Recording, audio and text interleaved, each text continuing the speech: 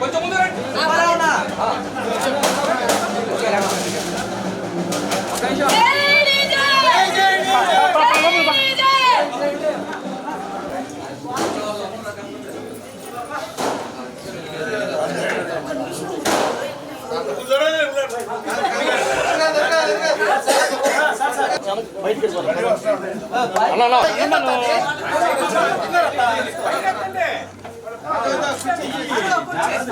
లక్ష్మి గారు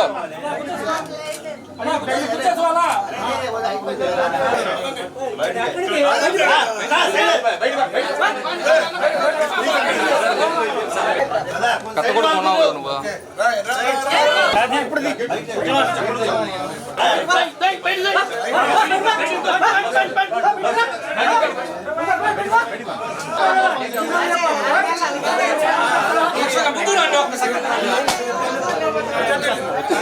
వచ్చేసి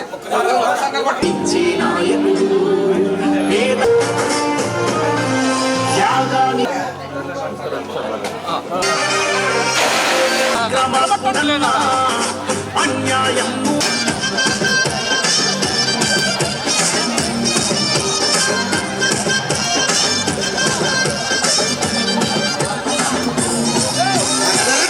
కదలాడరో కన్నోరయ్యాడరో జనము నిరుపేదల నేతము కార్మిక కర్షకుల బతుకుల్లో నా ధైర్యము పదమని నడవరా పతిన పూని కదలరా జనార్దనన్న నడిచే పాట నువ్వు పట్టరా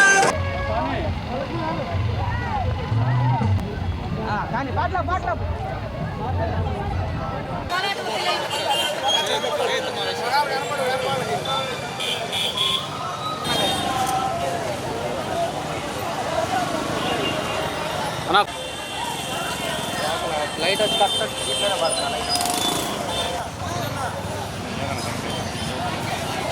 ముందుగా ఒంగోలు ప్రజలందరికీ సంక్రాంతి శుభాకాంక్షలు, కనుమ శుభాకాంక్షలు.